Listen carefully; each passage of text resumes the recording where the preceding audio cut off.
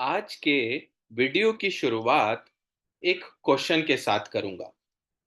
Question ये है कि इंश्योरेंस इंडस्ट्री में सबसे आसान काम क्या है? इंश्योरेंस इंडस्ट्री में सबसे मुश्किल काम क्या है? तो पहला क्वेश्चन ये है कि इंश्योरेंस इंडस्ट्री में सबसे आसान काम क्या है? और दूसरा क्वेश्चन ये है कि इंश्योरेंस इंडस्ट्री में सबसे मुश्किल काम क्या है? सोचिए। मुझे ऐसा लगता है कि इंश्योरेंस इंडस्ट्री में सबसे आसान काम है किसी भी इंश्योरेंस कंपनी की एजेंसी ले लेना। आज की डेट में बहुत सारे डेवलपमेंट ऑफिसर्स, बहुत सारे सेल्स मैनेजर्स और यहाँ तक कि आज की डेट में लीडर्स भी नए नए इंश्योरेंस एजेंट्स रिक्रूट कर रहे हैं। बहुत ही आसान काम है। आपको अपने केवाईसी डॉक्यूमेंट देने हैं, ₹750 का एग्जाम का फीस देना है, आपको IC38 का एग्जाम पास कर देना है और आपको एजेंसी मिल जाती है। अब मैं बात करता हूँ इंश्योरेंस इंडस्ट्री में सबसे मुश्किल काम क्या है।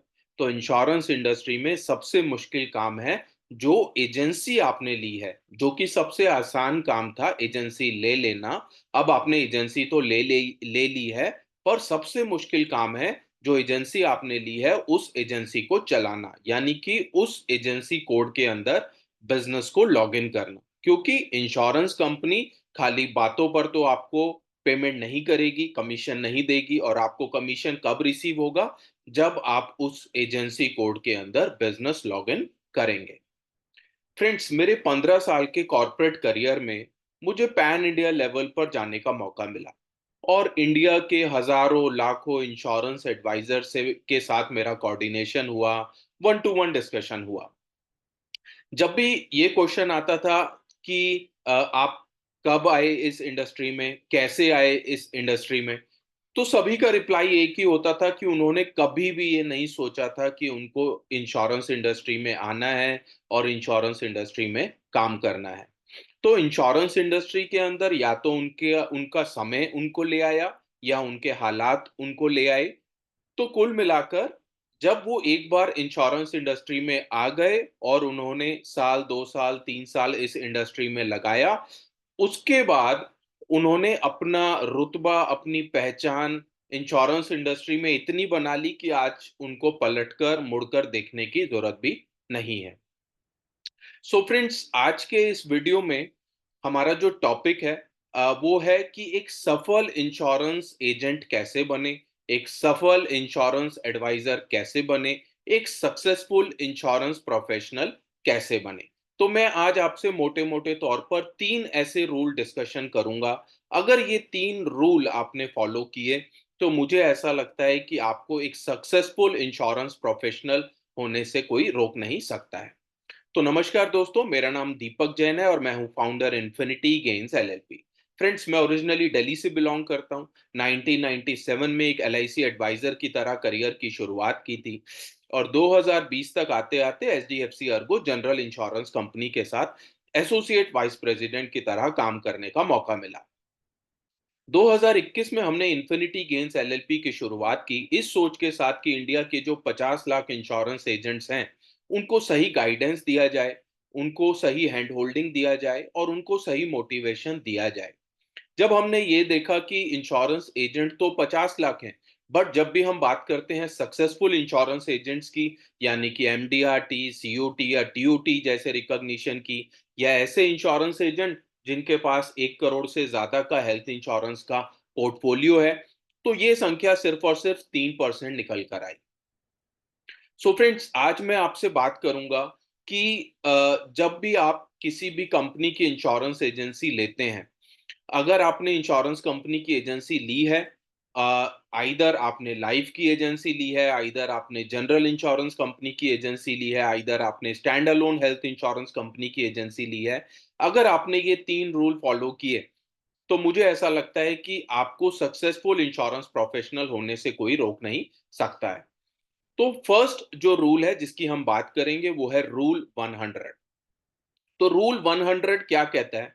सबसे पहले तो आपको यह समझना होगा कि जो आपने एजेंसी कोड लिया है, बहुत सारे लोगों को ऐसा लगता है कि हमने तो सिर्फ 1 घंटे का एक एग्जाम पास कर लिया और सिर्फ ₹750 की एग्जाम की फीस हमने दे दी और उसके बाद अब हम लोग इंश्योरेंस का काम कर लेंगे। सबसे पहले तो मुझे ऐसा लगता है कि ये जो ₹750 की फीस है ना, यही बढ़ाकर इसको कम से भी कम 5 लाख रुपए कर देना चाहिए। ऐसा मैं क्यों कह रहा हूँ? ऐसा मैं इसलिए कह रहा हूँ क्योंकि आज की डेट में जब हमें जो चीज़ बहुत आसानी से मिल जाती है ना, तब हमें उसकी वैल्यू नहीं होती। और जब हमें कोई चीज़ बहुत मुश्किल से मिलती है, तो हमें उसकी वैल्यू भी होती है। ख़ैर, अभी हम उसमें नहीं जाएँगे बहुत ज़्यादा डिस्कशन में, हम बात करेंगे रूल 100 की। रूल 100 की ये कहता है जिस दिन भी आपने अपना एग्ज़ाम पास किया, आपके पास आपका एजेंसी कोड आ गया है, उसके बाद अब आपको डेली बेसिस पर 100 नए लोगों को अप्रोच करना है। आपको 100 ना डेली की सुननी है। इसका क्या मतलब है? 100 ना सुननी है का मतलब ये है कि आपको डेली 100 नए लोगों को अप्रोच करना है। देखो, अगर मैं बात करता कोविड से पहले की, तो कोविड से पहले 100 लोगों को अप्रोच करना शायद मुश्किल काम हो सकता था। कॉलिंग के थ्रू या वन टू वन मीटिंग ये फिजिबल नहीं था। बट आज की डेट में जब मैं बात करता हूँ कि 100 नए लोगों को अप्रोच करना है, तो आपके पास आज की डेट में सोशल मीडिया प्लेटफ़ॉर्म्स हैं। आप व्हाट्सएप के थ्रू, फेसबुक लाइव के थ्रू, यूट्यूब लाइव के थ्रू, इंस्टाग्राम के थ्रू, लिंक्डइन के थ्रू, एक्स के थ्रू, आप ये सारे डिजिटल प्लेटफ़ॉर्म्स के थ्रू बहुत सारे नए-नए क्लाइंट से मिल सकते हो। बट कुल मिला के आपको जो फॉलो करना है वो है रूल 100, और वो ये कहता है कि आपको डेली बेसिस पर 100 ना सुननी है, क्योंकि 101वां क्लाइंट आपको हाँ कहने के लिए आपकी वेट कर रहा है, आपको प्रीमियम देने के लिए आपकी वेट कर रहा है। तो जिस दिन भी आपका एजेंसी कोड आया है, उसके बाद से अगर आपने रूल 100 फॉलो करना स्टार्ट कर दिया, यानी डेली बेसिस पर 100 ना सुननी स्टार्ट कर दी, तो मुझे ऐसा लगता है कि आपको इंश्योरेंस सेक्टर के अंदर, इंश्योरेंस फील्ड के अंदर सक्सेसफुल होने से तो कोई रोक नहीं सकता है। अब हम बात करते हैं सेकंड रूल की, और सेकंड रूल है रूल 1000। अब रूल 1000 क्या कहता है? रूल 1000 ये कहता है कि जिस दिन भी आपका एजेंसी कोड आया है, जिस दिन भी आपने अपना एग्जाम पास कर लिया, IC38 का आपने एजेंसी कोड ले लिया, तो उसके बाद अगले 1000 दिनों तक, नेक्स्ट 1000 डेज तक आपको बिना ये सोचे हुए, बिना ये समझे हुए कि मुझे कितना प्रॉफिट हो रहा है या महीने का मैं कितना इनकम क्रिएट कर पा रहा हूँ या जनरेट कर पा रहा हूँ, तो आपको अगले 1000 दिनों तक बस अपने एफर्ट्स देने हैं। और अगले 1000 दिनों तक अगर आपने रूल 100 फॉलो कर लिया, तो आपको इंश्योरेंस फील्ड में सक्सेसफुल होने से कोई रोक नहीं सकता है। ये तो हमें मानना पड़ेगा कि एमडीआरटी, सीओटी या टीओटी जैसे रिकॉग्निशन या 1 करोड़ से ज़्यादा का हेल्थ इंश्योरेंस का पोर्टफोलियो जिन भी इंश्योरेंस प्रोफेशनल्स ने क्रिएट किया है, उन्होंने दिन-रात मेहनत करने के बाद ही क्रिएट किया है। तो हमें 1000 डेज़ तक बिना ये सोचे हुए, बिना ये समझे हुए कि हमें डेली बेसिस पर कि हमें मंथली या ईयरली कितनी अर्निंग हो रही है, बस हमें अपने जो इनपुट है, वो हमें डालने हैं। और मेरा आपको ये एश्योरेंस है, अगर आपने डेली 1000 दिनों तक रूल 100 को फॉलो किया, तो आपको इंश्योरेंस फील्ड में सक्सेसफुल होने से कोई रोक नहीं सकता है। अब सबसे इम्पोर्टेंट बात, 2 रूल मैंने डिस्कशन किया अभी, रूल 100 और रूल 1000। अब मैं बात करूंगा फायदे की बात। अब ये फायदे की बात जो है ना, ये बहुत एक इम्पोर्टेंट फ्रेज है या लाइन है जिसको हमें समझना पड़ेगा।